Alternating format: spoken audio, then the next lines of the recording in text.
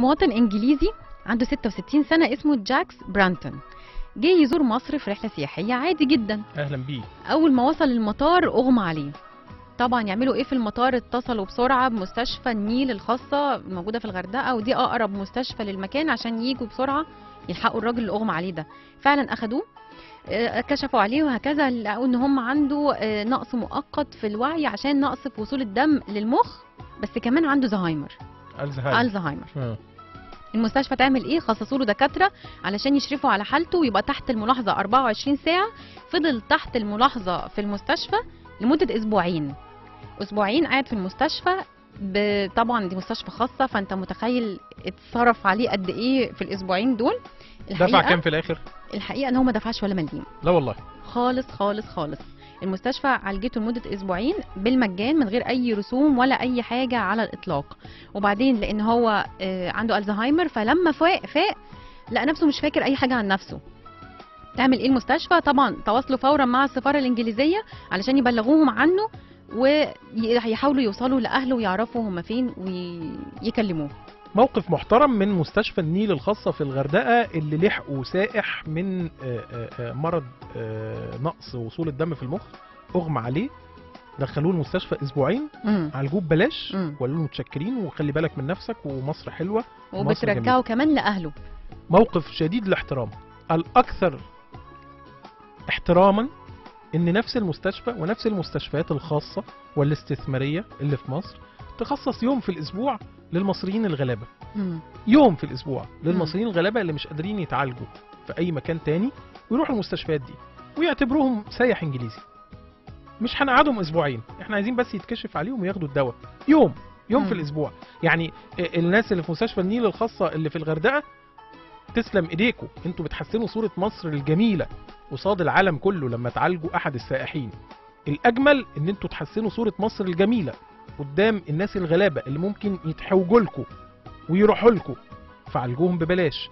مش بس مستشفى النيل اللي في الغردقة، كل المستشفيات الخاصة والاستثمارية في مصر لو سمحتوا خصصوا يوم. بلاش يوم، خصصوا عيادة. بلاش عيادة، خصصوا ساعتين. بلاش ساعتين، خصصوا ساعة. بلاش ساعة، خصصوا دكتور من عندكم يبقى بيشوف الحالات غير القادرة. لو ده اتعمل ياسمين في كل مستشفى من المستشفيات الخاصة اللي في مصر، ايه اللي هيحصل؟ يا سلام، الدنيا هتبقى ورديه والله العظيم. سيبك من ورديه لا ورديه حقيقي وفيزيه يعني فوق كل التخيلات. دي احلام يا محمد اللي انت بتتكلم فيها. ليه ما تتعملش؟ علشان ليه ما يبقاش في الزام للمستشفيات الخاصه ان في يوم يا ستي يعتبروه يوم الجمعه؟ تم الزامهم قبل كده بموضوع الطوارئ، حد التزم بيه؟ هو ليه اتلغى صحيح؟ محتاجين نسال. محدش التزم بيه. ودلوقتي كمان يقول لك في العنايه المركزه مفيش اماكن، انت بتلف على المستشفيات مفيش اماكن.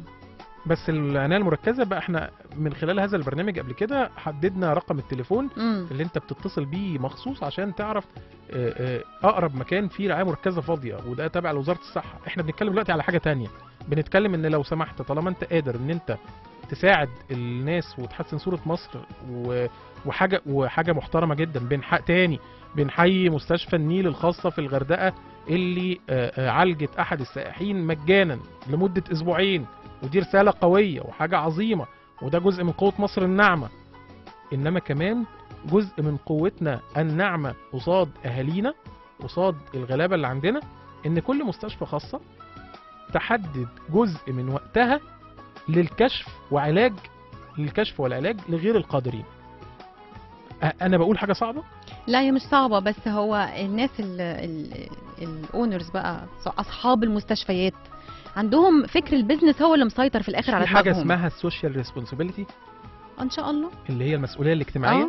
طيب المسؤوليه الاجتماعيه دي بتقضي ان الناس اللي في العديد من الشركات والمستشفيات يعملوا جزء من مسؤوليتهم. خلوا المسؤوليه الاجتماعيه بتاعت المستشفيات في العلاج. على ارض الواقع ما حدش هيعمل ده كده من نفسه يا محمد، خلينا نبقى عارفين ده كويس. طب نعمل ايه يعني؟ نخاطب الوزيره مثلا ولا نخاطب البرلمان يسن تشريع بدوت ولا ايه؟ لازم يبقى فعلا قرار ملزم ليهم. السيده وزيره الصحه المحترمه الدكتوره هالة زايد، ما الذي يمنع من الزام المستشفيات الخاصه والاستثماريه في مصر بتحديد وقت من اوقاتها او يوم من ايامها لعلاج غير القادرين مجانا؟ ايه اللي يمنع يا فندم؟ ايه اللي يمنع ان ده يبقى توجيه طالع من حضرتك للمستشفيات الخاصة والاستثمارية دي؟ السيد الدكتور طارق شوقي وزير التربية والتعليم والتعليم الفني، ايه اللي يمنع يا فندم ان المدارس الخاصة تبقى عندها كوتا كده زي ما بنقول كده 10 اماكن كل سنة لاطفال غير قادرين، منح دراسية؟ ايه اللي يمنع ان ده يبقى ملزم؟ السيد الدكتور علي عبد العال والسادة نواب مجلس النواب الافاضل الموقرين،